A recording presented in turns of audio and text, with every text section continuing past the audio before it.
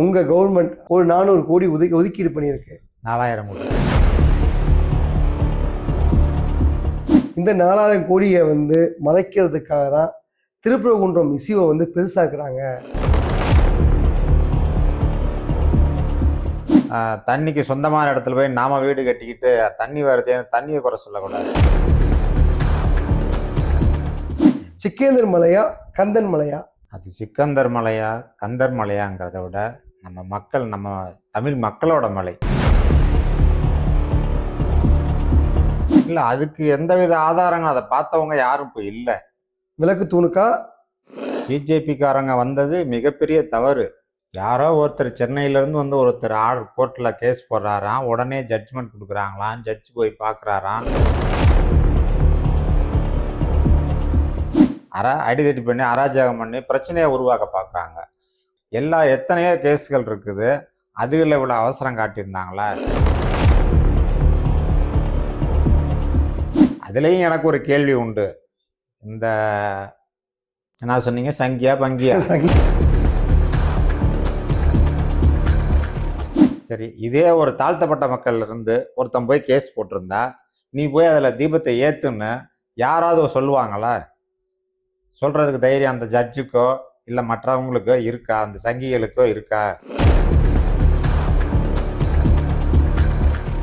பிஜேபியோட வேலையே வந்து எல்லா இடத்துலையும் கலவரத்தை உண்டு பண்ணுறது தான். பிஎம்ஆர் கோல்ட் மற்றும் பிஎம்ஆர் அபிஷியல் யூடியூப் சேனல் நேயர்களுக்கு முதல்கண் வணக்கம். மீண்டும் இந்த நேர்காணலில் வந்து சர்ச்சைக்குரிய விஷயத்தை பற்றி பேச போகிறோம். ஏற்கனவே நம்ம ஒரு விஷயத்தை பற்றி பேசியிருந்தோம், அதுக்கு மக்களிடையே வந்து நிறையா வரவேற்புகள் இருந்துச்சு. இன்றைக்கி வந்து ஒரு முக்கியமான விஷயத்தை பற்றி நம்ம இன்னைக்கு பேச போகிறோம். நமக்கு மீண்டும் இணைப்பில் இருக்கிறார் பி முத்துராஜ் அவர்கள். வணக்கம் சார். வணக்கம். வணக்கம் சார். இப்போ தற்போதைய வந்து மதுரை மாவட்டத்தில் பேசும் பொருளாக ஒரு சில விஷயங்கள் மாறிக்கிட்டு இருக்கு. ஊர் செய்தியாக இருந்து மாவட்ட செய்தியாக இருந்து இப்போ வந்து தமிழகம் முதல்வும் பேசக்கூடிய ஒரு செய்தியாக மாறிக்கிட்டு இருக்க ஒரு விஷயத்தை பற்றி நீங்கள் பேச போகிறோம். திருப்பரங்குன்றம் அப்படின்னா எடுத்தோன்னே உங்களுக்கு என்ன சார் ஞாபகம் வரும்? முருகன். வேற சார்? முதல் படை வீடு, முருகன் கோவில். வேற சார்? இப்போ இந்த முட்டாள்கள் செய்கிற வேலை தான் ஞாபகத்துக்கு வரும். சார் ஓகே சார், அதை பற்றி தான் சார் நீங்கள் பேச போகிறோம். தொடர்ச்சியாக இதை பற்றியான கேள்விகளை கேட்க போகிறோம். உண்மைத்தன்மையாகவும் அது மக்களுக்கு உரைக்க சொல்லணுன்றது தான் நம்மளோட நோக்கமே. நீங்களும் அதுக்காக தான் வந்து இந்த இன்டர்வியூ வந்து போஸ்ட் பண்ணியிருக்கீங்க. ஓகே சார், இப்போ வந்து முதல் கேள்விக்கு நான் போயிடுறேன் சார். சார், சென்னையில் மழை வெளுத்து வாங்கிக்கிட்டு இருக்கு.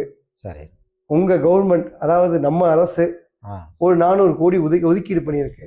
4000 கோடி சார். பார்த்தீங்களா சார், இதை உங்கள் வாயிலிருந்து வர வைக்க தான் சார் 400 கோடின்னு சொன்னேன். 4000 கோடி வந்து ஒதுக்கீடு பண்ணியிருக்காங்க. சரி, அந்த 4000 கோடி எங்கே சார்? நீங்கள் லாஸ்ட்டாக சென்னைக்கு எப்போ போனீங்க? போன வாரம் போயிருந்தேன் சார். சென்னையை பார்த்தீங்களா? பார்த்தேன் சார். எல்லா இடத்துலையுமே தண்ணி, எங்கே பார்த்தாலும் மழை, மக்கள் மறைஞ்சிட்டே போகிறாங்க. புதுசாக நோய் ஒன்று தொற்றிக்கிட்டு இருக்கு சார் சென்னை பகுதியில். அதாவது மழை பெய்யும் போது எல்லா இடத்துலையும் நீ எத்தனை கோடி எத்தனாயிரம் கோடி செலவு பண்ணாலும் தண்ணி நிற்கத்தான் செய்யும். சரிங்க சார். மழை முடிஞ்ச பின்னாடி அந்த இடத்துல தண்ணி நிற்குதா அப்படின்னு தான் பார்க்கணும். ஒரு 2-3 மணி நேரம் கழித்து நீங்கள் பார்த்தீங்கன்னா அந்த தண்ணி ட்ரெயின் ஆகுதா இல்லை நிற்குதா அப்படிங்கிற அதைத்தான் நீங்கள் நோட் பண்ணணும். Okay sir. கவர்மெண்ட்டு வேலை பார்க்காம இல்லை, நிறையவே பார்த்துருக்குறாங்க. சில சின்ன சின்ன குறைகள் இருக்கத்தான் செய்யும். அதுக்காக ஒட்டுமொத்தமாக 4000 கோடி எங்கே அப்படின்னு வந்து சின்ன பசங்க மாதிரி கேள்வி கேட்கக்கூடாது. சரிங்க சார்.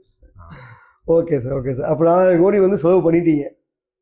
கண்டிப்பாக செலவு பண்ணியிருப்பாங்க. Okay sir. சார், அடுத்த கேள்வி போயிடுவோம் சார். இந்த 4000 கோடியை வந்து மறைக்கிறதுக்காக தான் திருப்பரங்குன்றம் இஷ்யூவை வந்து பெருசாக்குறாங்க, அரசை பெருசாக்குறாங்கன்னு மக்கள் மத்தியில் பேசப்படுது சார். ஒரு பேசப்படும் கருத்தை வந்து நான் சொல்கிறேன் உங்கள்கிட்ட, நான் பேசலை, மக்கள் மத்தியில் பேசப்படுறது. இதை பற்றி நீங்கள் என்ன சொல்கிறீங்க? இல்லை, அது மறைக்க வேண்டிய அவசியமே இல்லையே கவர்மெண்ட்டுக்கு. அவங்க உண்மையாக வேலை பார்த்துருக்குறாங்க. அரசாங்கம் வந்து இந்த அரசியல் ரீதியாக நான் பேசலை, அரசாங்கம் வந்து பல நல்ல திட்டங்களை செஞ்சு சென்னையில் இன்றைக்கி எவ்வளவோ தண்ணி குறைஞ்சிருக்கு. ஆனால் தண்ணி பெருகாமல் யாரும் பண்ண முடியாது, கண்டிப்பாக இருக்கத்தான் செய்யும். கொஞ்சம் நேரம் ஆகும். சில தண்ணிக்கு சொந்தமான இடத்துல போய் நாம் வீடு கட்டிக்கிட்டு தண்ணி வருதுன்னு தண்ணியை குறை சொல்லக்கூடாது. பள்ளமான இடங்களாக பெருகத்தான் செய்யும். அதை யாருனாலையும் ஒன்றும் செய்ய முடியாது. அதையும் கவர்மெண்ட் முடிஞ்ச அளவு எடுத்துக்கிட்டு தான் இருக்காங்க. சார் திருப்பரங்குன்றத்தில் இருக்கக்கூடிய மலை ம் 2 பேர்கள் உள்ளது சார். ஒன்று கந்தன் மலை, ம் இன்னொன்று வந்து என்ன பேர் தெரியுமா சார்? சிக்கந்தர் மலை. சிக்கேந்தர் மலை. இதையும் உங்கள் வாயிலேருந்து வர வைக்கிறதுக்காக தான் அந்த கேள்வி கேட்டேன். சிக்கேந்தர் மலையா கந்தன் மலையா? அது சிக்கந்தர் மலையா கந்தர் மலையாங்கிறத விட நம்ம தமிழ் மக்களோட மலை. சரிங்க சார். எல்லாத்துக்கும் சொந்தமான மலை. எல்லாருக்கும் சொந்தமானது அது. Okay sir. இதை யாரும் உரிமை கொண்டாட முடியாது. அந்த கடவுளே நினைச்சாலும் கொண்டாட முடியாது. கொண்டாட முடியாது. மக்களுக்கு தான் முதல் உரிமை. முருகனுக்கு சொந்தம், முருகன் இருக்கும் இடமே முருகனே இருப்பான் அப்படின்றதா சொல்லுவோம். நம்ம நிறைய பேர் சொல்லியிருக்கோம். முருகன் மலை, கந்தன் மலை அப்படின்னு போனாலுமே ஒரு சைடு சர்ச்சைக்குரிய விஷயமா அது சிக்கேந்தர் மலைன்னு அழைக்கப்படுது. இருந்தாலும் அந்த விஷயத்தை பற்றி நம்ம டீட்டெயிலாக போவேன் சார். இப்போ முருகன் மலை மேலே இருக்கிறது தான் பிரச்சனையே. அந்த மலை மேலே ஒரு தூண் இருக்கு சார். அதை நான் நேரடியாக போய் பார்த்துருந்தோம். சிற்பங்கள் எழுதியிருக்கு, கல்வெட்டுகள் பொறிக்கப்பட்டிருக்கு, யானைப்புறம், வேல்புறம் இதெல்லாம் வந்து பொறிக்கப்பட்டிருக்கு சார். இந்த தூண் வந்து கிட்டத்தட்ட 8 அடிக்கு மேலே இருக்கதா வந்து நான் அளந்துலாம் பார்க்கல. நம்ம பொதுவான கருத்துக்களை எங்கேயும் சொல்லக்கூடாது. இவ்வளோ ஹைட்டில் வச்சிருக்க தூணை வந்து அளவுகோல், இது வந்து அளவீடு செய்யப்பட்டது, அதுக்காக வைக்கப்பட்ட தூண் அப்படின்னு சொல்லி சு வெங்கடேசன், அது நம்ம மதுரை பாராளுமன்ற உறுப்பினர் சு வெங்கடேசன் வந்து பேசியிருக்காங்க சார். இதை பற்றி உங்களோட கருத்து என்ன? நம்ம எம்பி பேசுனதுனால அது அளவுக்குள்ள ஆயிராது. என்னை பொறுத்தவரை நிறைய இதை பற்றி விவாதம் பண்ணிட்டாங்க, நிறையா வீடியோஸ் வந்துருச்சு. ஆனால் வந்து முன்னொரு காலத்தில் இது தீபத்துக்காக பண்ணியிருக்கலாம், கண்டிப்பாக இருக்கலாம் ஒரு வகையில். ஆனால் பல நூற்றாண்டுகளாக வந்து அதில் தீபம் ஏற்றலைங்கிறதான் உண்மை. தீபம் ஏற்றுறாங்களா இல்லைங்களா?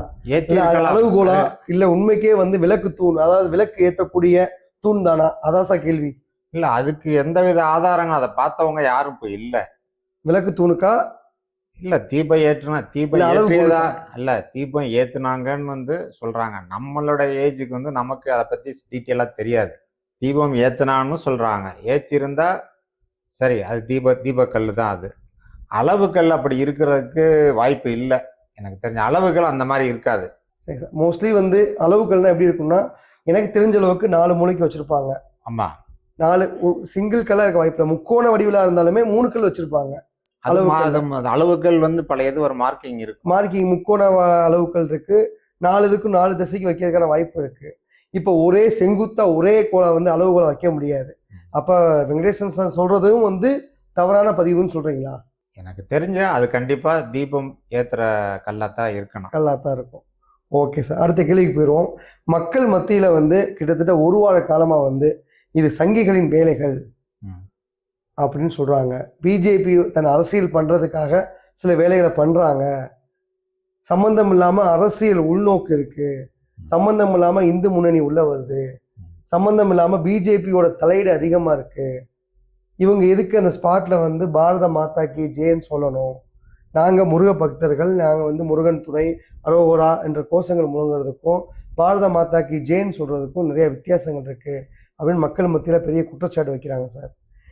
பாஜகவோட தலையீடு நல்லதா கெட்டதா, இவங்க இருக்கலாமா வேண்டாமா, தமிழ்நாட்டுக்கு தேவையா தேவையில்லையா? அதான் ஆரம்பத்திலேயே உங்களுக்கு ஒரு விஷயம் சொன்னேன். அந்த மலை வந்து நம்ம மக்களுக்காக சொந்தமான மலை. இதுல வந்து அரசியல் தலையீடு இருக்கக்கூடாது. பிஜேபிக்காரங்க வந்தது மிகப்பெரிய தவறு.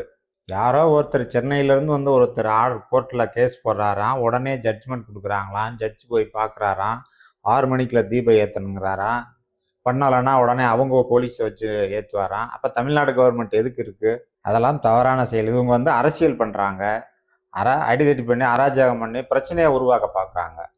அதில் தீபம் ஏற்றணும்னா முறைப்படி டைம் கொடுத்து எல்லாரும் நம்ம மதுரை மக்களே நிறைய கமிட்டி, திருப்பரங்குன்றத்தில் கோயில் கமிட்டி இருக்கும், மற்ற எல்லாமே இருக்கிறாங்க. இல்லை எல்லாம் ஒரு கோரிக்கை வச்சு அதில் தீபம் இனிமேல் ஏற்றலாம் அப்படின்னு சொல்லி அடுத்த வருஷம் பொறுமையாக ஏற்றிருக்கலாம்.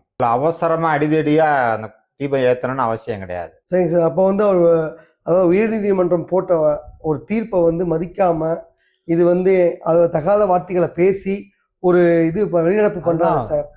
ஏதாவது சட்டம்ன்றது எல்லாத்துக்கும் ஒண்ணுதான் சார், தீர்ப்புன்றது எல்லாத்துக்கும் ஒண்ணுதான். மதிக்காமன்னு சொல்லல, உயர்நீதிமன்றம் தீர்ப்பை வந்து மதிக்க கூடாதுன்னு நான் சொல்லல, எல்லாம் தீர்ப்பை மதிக்கணும். ஆனா இவ்வளவு அவசரம் தேவையில்லை. எத்தனையோ கேஸ்கள் இருக்குது, அதுல இவ்வளவு அவசரம் காட்டியிருந்தாங்களா? காட்டலை. இவர் ஜட்ஜ்மெண்ட் கொடுத்தவர், பெட்டிஷன் போட்டவர் வந்து ஒரு 10 பேரோட போய் தீபம் ஏற்றலாம். சார் கார்த்திகை தீபம்ன்றது கார்த்திகை அன்னைக்கு தான் சார் ஏற்றணும். அது முத நாள் கேஸ் நடந்து உடனே பண்ணக்கூடாதுல்ல, இது 1 மாதத்துக்கு முன்னாடியே பேசியிருக்கணும். அப்போ மக்கள்கிட்ட கருத்து கேட்டிருக்கலாம், எங்கே ஏற்றலான்னு சொல்லி. திருப்பரங்குன்ற மக்கள் இருக்கிறாங்க, மதுரை மக்கள் இருக்கிறாங்க, அவங்கள்ட்ட கருத்து கேட்டு ஏற்றலான்னா அரசாங்கமே ஏற்றிட்டு போகுது. அப்போ நீங்கள் சொன்னால் இவ அரசாங்கம் ஏற்றலான்னா அவங்க மேலே குற்றம் சொல்லிட்டு இவங்க போய் ஏற்றலாம். மக்கள் தான் ஏற்றணும். அப்போவும் எந்த அரசியல் கட்சியும் போகக்கூடாது. அதுலேயும் எனக்கு ஒரு கேள்வி உண்டு. இந்த என்ன சொன்னீங்க, சங்கியா பங்கியா? சங்கிகளுக்கு ஒரு இது கேட்குறேன். அவர் ஒரு கேஸ் போட்டார், உடனே கேஸ் எடுத்து பெட்டிஷனர் போட்டிருக்காரு, உடனே இது கொடுக்குறாங்க.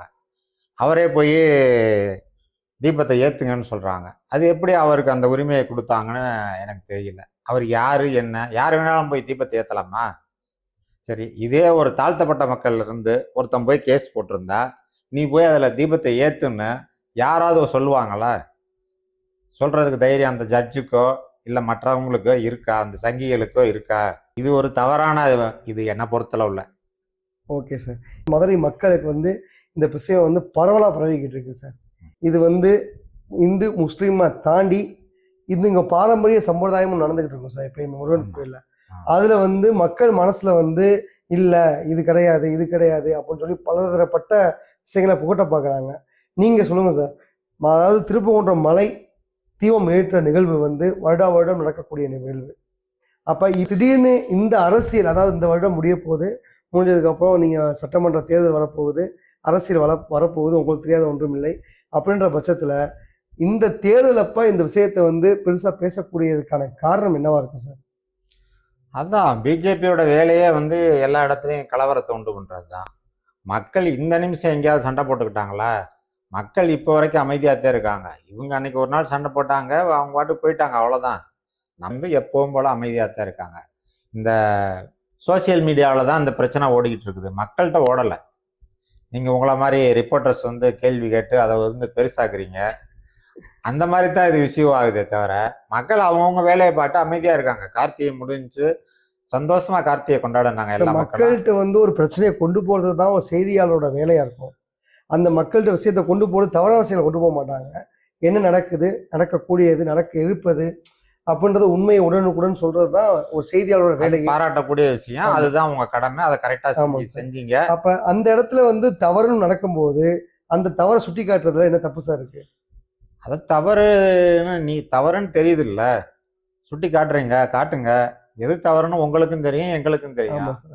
தவறை சுட்டி காட்டுங்க. அதை வந்து விவாத பொருளா மாத்தாதீங்க.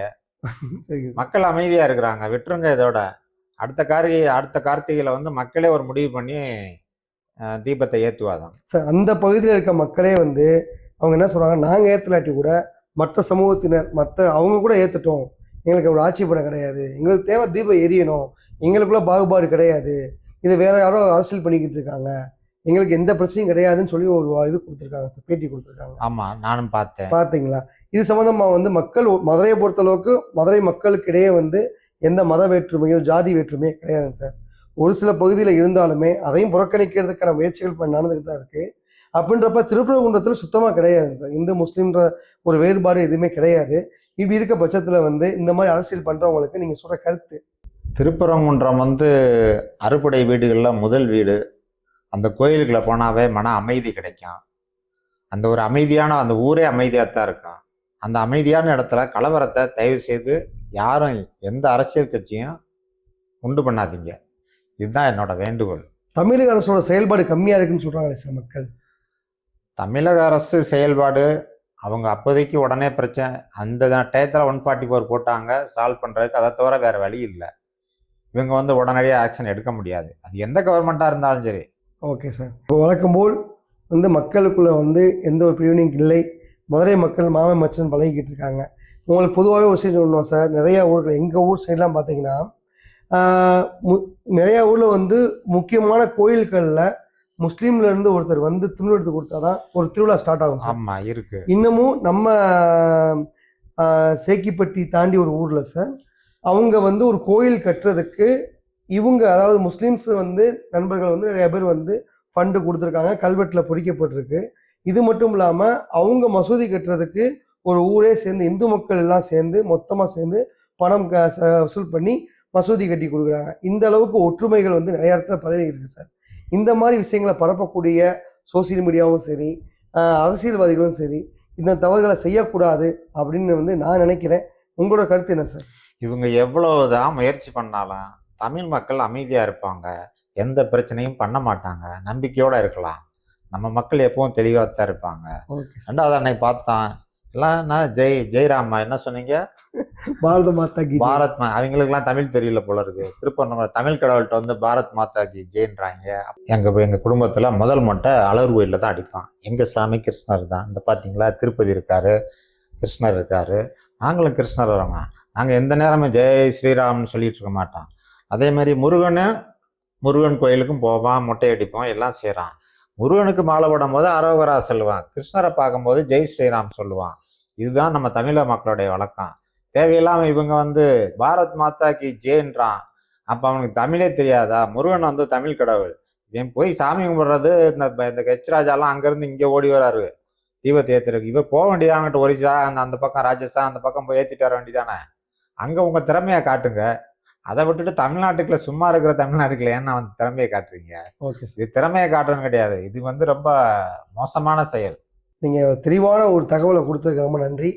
இந்த நிகழ்வு உங்களுக்கு பிடித்திருந்தால் PMR gold and PMR official YouTube சேனலை வந்து சப்ஸ்கிரைப் பண்ணி வச்சுக்கோங்க. இந்த மாதிரி மதுரையில் நடக்கக்கூடிய விஷயமா இருக்கட்டும், தமிழ்நாட்டில் எந்த பகுதியில் எந்த மாதிரி சர்ச்சைக்குரிய விஷயம் நடந்தாலும் உடனுக்குடன் உண்மையை உறக்க சொல்வோம். இது உங்கள் PMR official YouTube channel. Thank you sir. நன்றி.